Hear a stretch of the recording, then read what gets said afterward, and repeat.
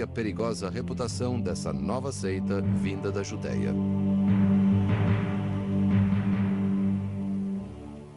Odiado pelas práticas malignas, era o grupo conhecido popularmente como cristãos. Essa perigosa crença começava a brotar com rituais sórdidos e vergonhosos. Cornélio Tácito, 100 depois de Cristo. As Roman society became slowly aware of this new religion forming in its midst, there was a lot of anxiety about it, and it was fanned by rumors that Christians practiced cannibalism, incest, ate babies baked in loaves of bread. So you get a sense of, the way in which cults are talked about. Well, this is the way that Roman society was in these early years perceiving Christianity. Mas a reação contra o cristianismo ia mais longe do que simplesmente espalhar boatos. When the authorities, especially the Roman authorities, started to look at Christianity, they made two accusations against it. First of all, you're atheists. That may strike us as a strange thing, but they meant you do not worship the gods that all the rest of us do. And so you're atheists. And the second accusation was you hate the human race. Again, sounds very strange to us, but this was an actual accusation because you won't do what the rest of us does. If we, for example, have in our city a celebration of the patron god of our goddess of our city, and everyone is out feasting in the streets and going to the temple, you people won't come out and play with the gods, as it were. That's like somebody not standing up for the national anthem at a baseball game. If that happens too often, you can have a riot. As suspeitas romanas do cristianismo logo se transformaram em franca hostilidade após um único desastre. Uma catástrofe que quase destruiu a cidade eterna. It was the worst fire Rome ever had. It burns on for 9 or 10 days. And after it's over, people aren't going to believe it was accidental. Ninguém soube como o fogo começou, mas muitos romanos puseram a culpa em seu corrupto imperador, Nero. Nero, por sua vez, jogou a culpa em incendiários cristãos e ordenou a perseguição oficial dos cristãos, prendendo, torturando e executando. Vejamos como o historiador Tácito relembra as cenas dos mártires em agonia. Mesmo na morte, era um objeto de zombaria. Cobriam-nos com peles de animais selvagens e os cães os retalhavam. Eram crucificados ou queimados, e quando a noite caía, serviam de tochas humanas. Foi um dos mais negros períodos na história da cristandade.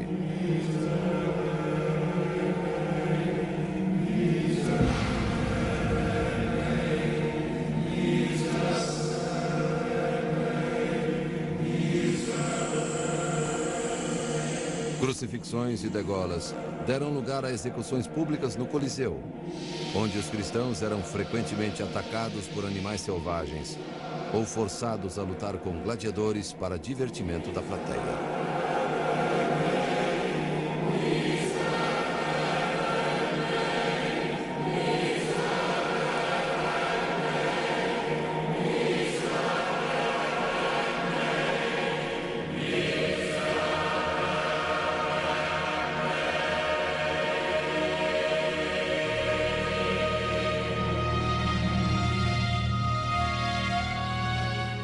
Os perseguidores romanos tentavam destruir a nova fé, eliminando os líderes cristãos mais importantes.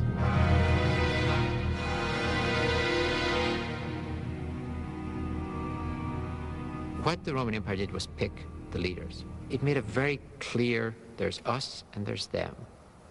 There's the martyrs, there's the murderers. And in a way, it put paganism and Christianity clearly at odds with one another. Ironicamente, a estratégia romana só serviu para fortalecer a nova religião.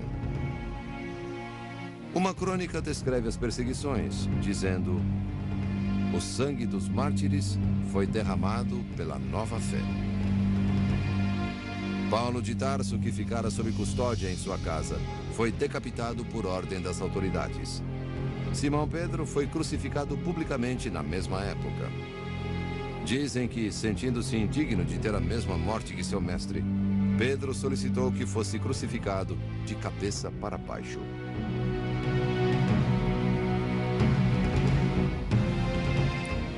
Paralelamente, a igreja de Jerusalém, comandada por Tiago, foi esmagada. Tiago foi atirado do alto do templo por soldados romanos em 62 depois de Cristo. Uma rebelião de judeus irrompeu no ano seguinte.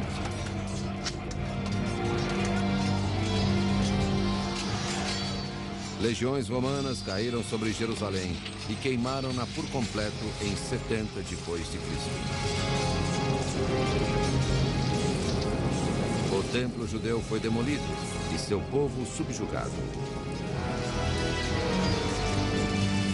A pátria de Jesus já não seria a pátria da cristandade.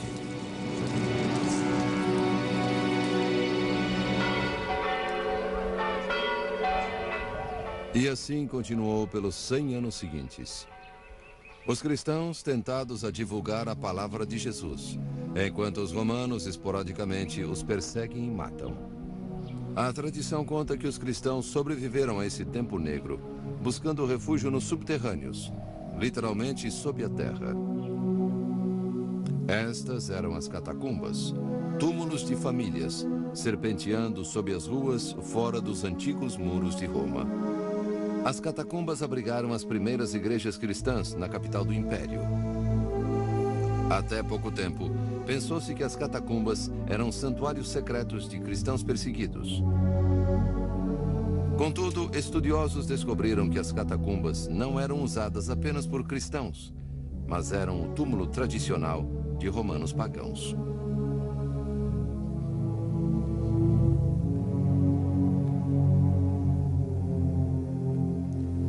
People celebrated a meal together with their dead in the Roman catacombs. I'm not talking about Christians, I'm talking about pagans. The spirit, as it were, of the person who had died hovered near the place where they were buried. And so you could actually eat with them. You could even pour a small libation of the wine, and they would, as it were, be part of the picnic. As igrejas de catacumbas, longe de serem refúgios, eram uma tentativa de integrar os costumes romanos ao sistema em evolução do cristianismo.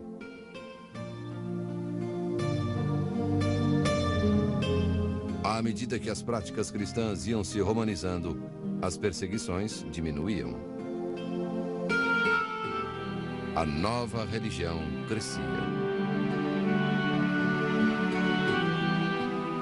Entretanto, enquanto a fé evoluía e mudava, as diferentes facções do cristianismo começaram a se desafiar mutuamente. Surgiram novas formas de culto e cada facção defendia sua própria ortodoxia. E enquanto o perigo da perseguição romana se diluía, o perigo da cisão ameaçava rasgar ao meio a religião cristã.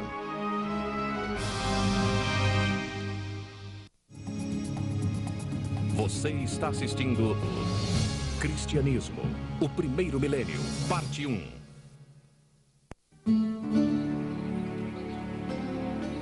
Passaram-se 200 anos desde a execução de Jesus. A cristandade expandiu-se para os 4 cantos do Império Romano. Cada região tinha costumes religiosos próprios, associados à fé cristã. Contudo, todas as igrejas partilhavam um ritual imutável, a refeição comunal. We sometimes forget when we look at the Eucharist in a Christian church today, which is a sort of a symbolic meal, that the Eucharist in those Christian communities was a real meal. People like myself, who are fairly well fed and who don't think very often about where the next meal is coming from, find it very difficult, I think, to imagine that people seriously thought about heaven as a banquet. Wow, with enough food. Or that the Eucharist is a real meal. God comes to us as food. But it wasn't the theology that came first. It was the food.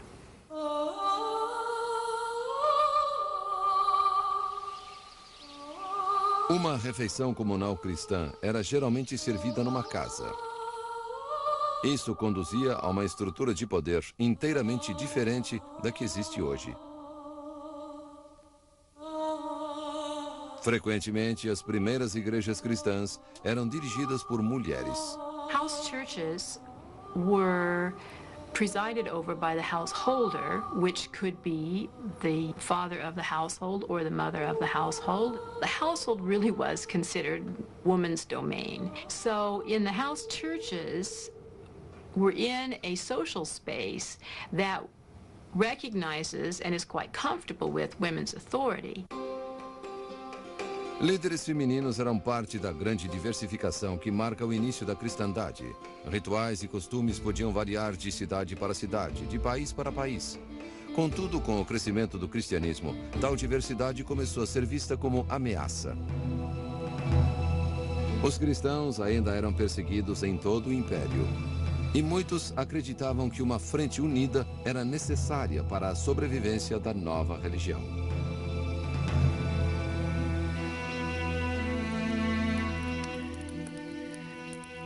À testa desse movimento encontrava-se Inácio da Antioquia. No ano 110 d.C., Inácio foi preso durante uma perseguição de cristãos. E enquanto era levado através da Ásia Menor para ser executado em Roma, conheceu muitas igrejas cristãs ao longo do caminho. Ignatius, like Paul, is one of the key figures in early Christianity.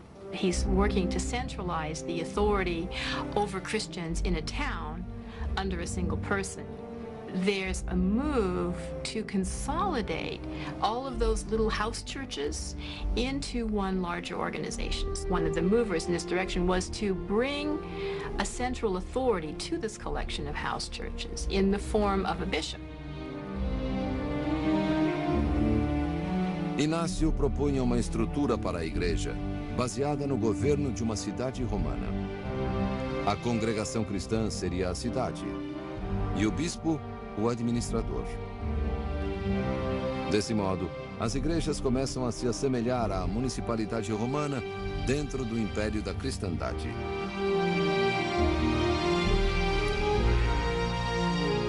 Em cartas enviadas às igrejas que visitou, Inácio descreveu e anunciou seu plano de centralizar o cristianismo.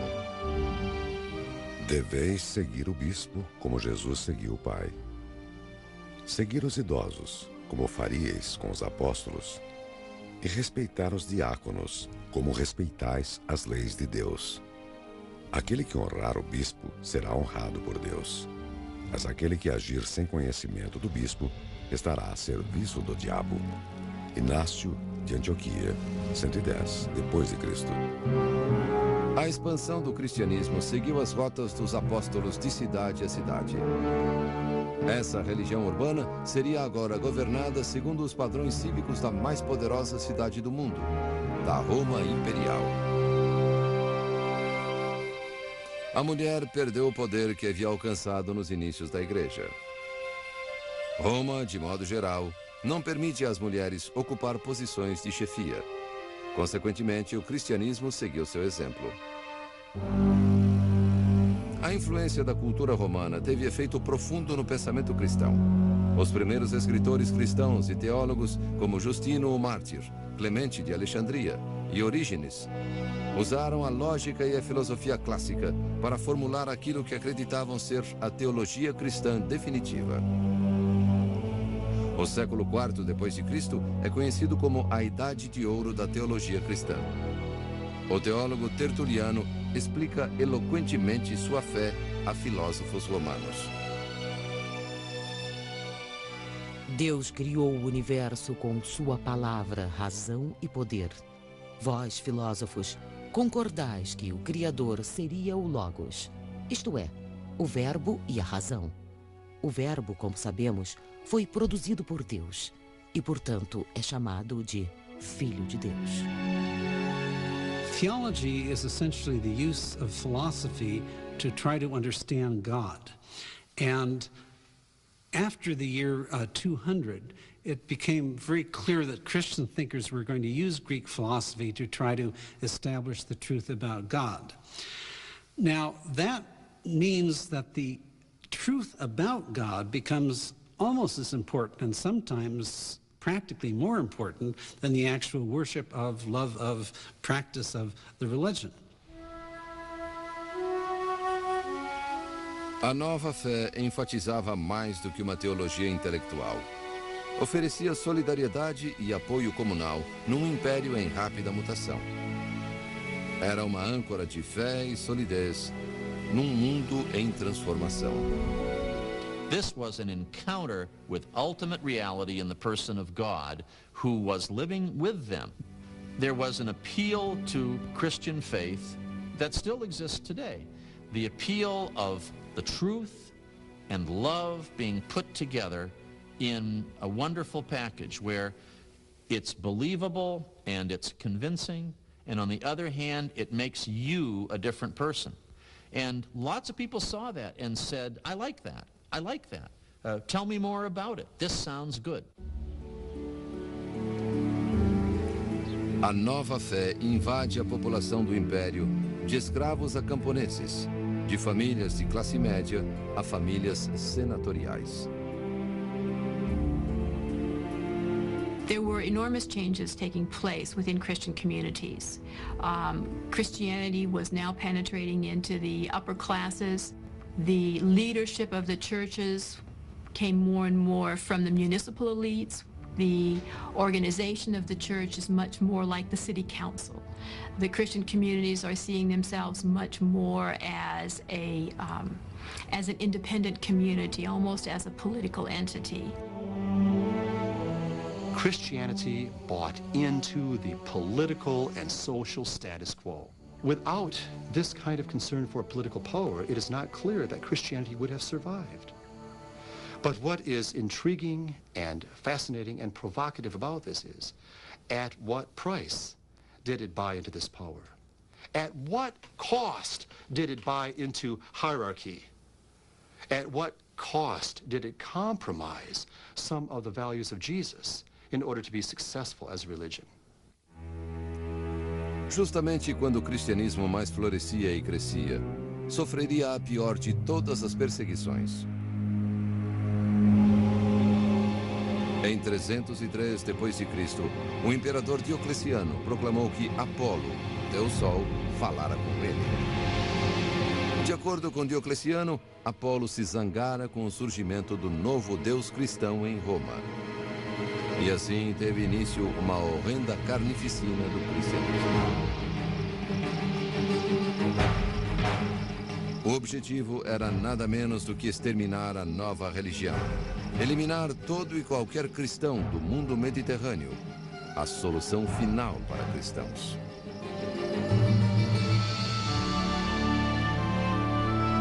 Ainda assim, uma década após aquela que seria conhecida como a Grande Perseguição, o cristianismo se tornaria a religião dominante de todo o Império Romano.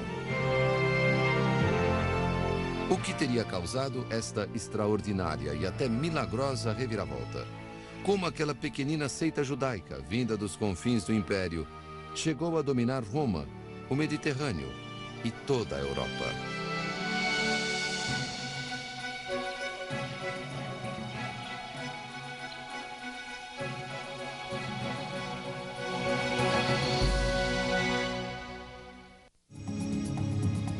Você está assistindo Especiais Mundo. Cristianismo, o primeiro milênio, parte 1. A divulgação da cristandade foi um dos sucessos mais retumbantes da história.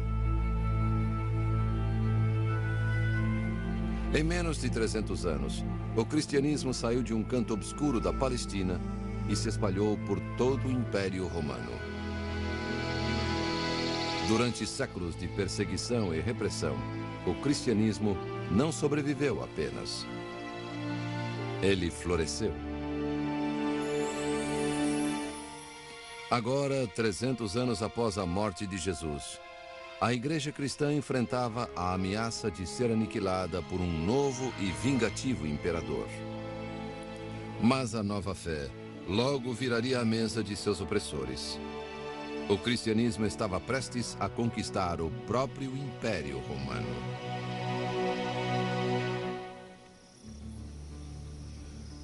Nos primeiros anos do terceiro século, o Império Romano achava-se em estado de caos. Crises políticas, invasões de bárbaros e problemas econômicos estavam praticamente levando o Império ao colapso.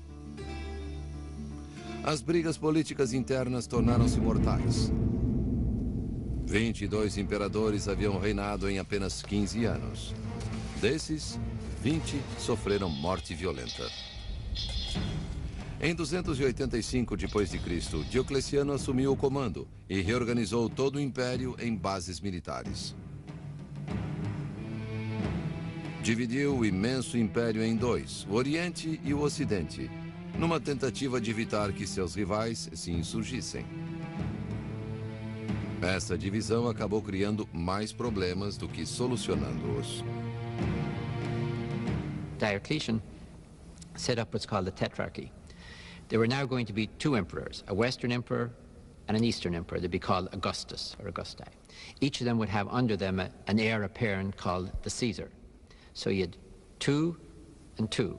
Now you can imagine the possibilities for conflict. The Augusti could go for one another, or the Caesar could go for the Augustus. So the Tetrarchy was a very dangerous, unstable situation. Na área religiosa, Diocleciano criou outra situação perigosa, ordenando nova e violenta perseguição aos cristãos.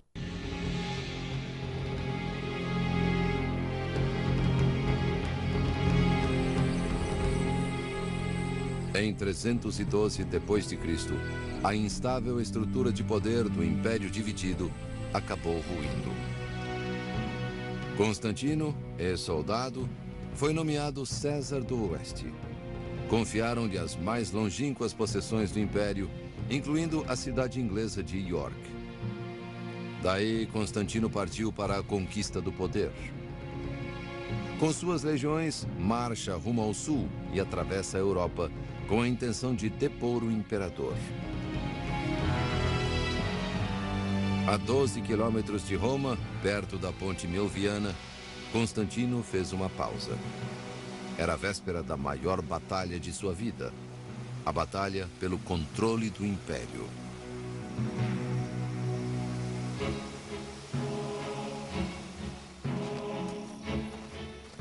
E foi nesse lugar que o futuro imperador teve uma visão. Foi uma aparição que mudaria a vida de Constantino e de toda a Europa nos 17 séculos seguintes.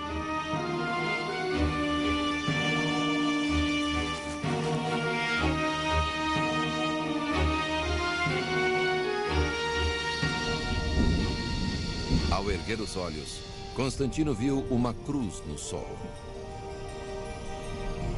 Até aquele instante, ele fora um pagão tradicionalista, adorador dos deuses de Roma.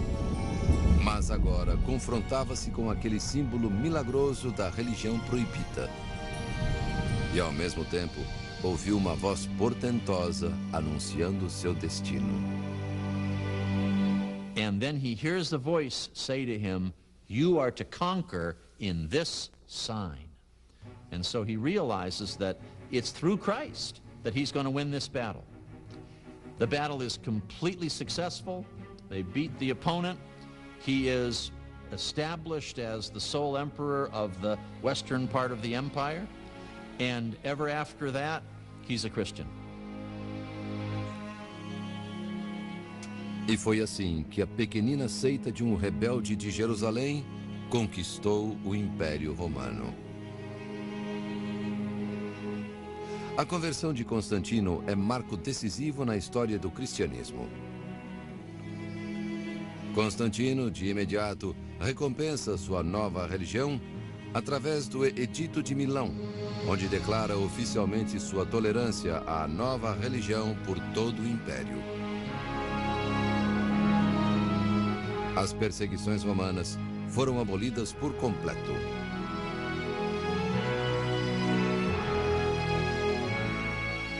Em 323 d.C., Constantino marchou contra o Augusto do Ocidente, o pagão Licínio, e derrotou-o após 2 anos de guerra. Constantino tornou-se então o único governante de leste a oeste.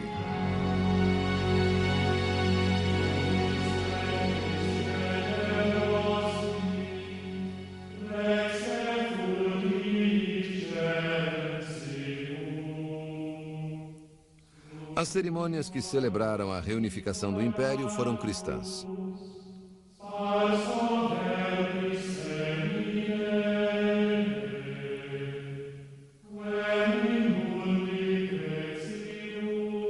Contudo, a natureza e a extensão da conversão de Constantino ainda são motivo de debates. Estudiosos modernos sugerem um cenário complicado por trás da versão tradicional da maior conversão da história. Alguns afirmam que o Deus que Constantino aceitou naquele dia, na Ponte Milviana, não era Jesus, mas o Deus Sol, Apolo. Teria o chamado primeiro imperador cristão continuado pagão? He believed in the sun god, Sol Invictus, the invincible sun. He had some connection with Apollo and the idea of sun worship. And I think he was a man of his own spirituality, still evolving, still developing. Apesar da conversão ostensiva, Constantino manteve muitas práticas pagãs ao tornar-se imperador. Sua simpatia pelo cristianismo é inegável, mas também o é sua tolerância ao paganismo.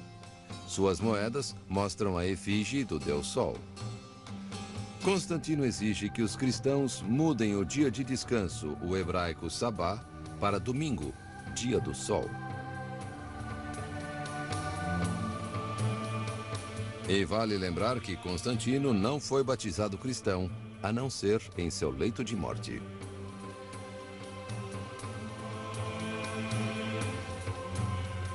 A pergunta permanece até hoje. Teria Constantino realmente se convertido ao cristianismo? Ou seria apenas um hábil político pagão que abraçara uma minoria poderosa? Talvez a resposta se situe entre os dois extremos. There must have been in Constantine's mind an ideal of a unified empire. Wouldn't it be marvelous if you had one empire, one emperor, east and west, who could control the whole thing? Now, on the other hand, there is over here a religion. A huge institutionalized religion, which has withstood persecution, which is empire-wide, which has one God, as it were, one Christ, one baptism. And I think in Constantine's own imagination, those two things come together. Of course, there is one God, and there is one Christ, as there should be one emperor and one emperor. Imperador, império, uma fé dominante. Constantino e o cristianismo convinham bem um ao outro. Em menos de 25 anos, o cristianismo sofreu uma transição dramática, passando de perseguido a dominador. Com esse sinal, Constantino, de certo, havia vencido. Mas agora que o cristianismo imperava, novas crenças e doutrinas começaram a aparecer para perturbar a fé. Quase 300 anos após a morte de Jesus, a primeira Bíblia cristã estava para surgir, trazendo consigo um novo tipo de problema para o mundo da cristandade.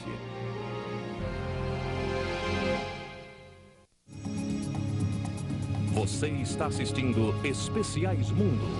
Cristianismo, o primeiro milênio, parte 1. Alguns dos mais devotos seguidores de Jesus do terceiro século não seriam reconhecidos como cristãos hoje.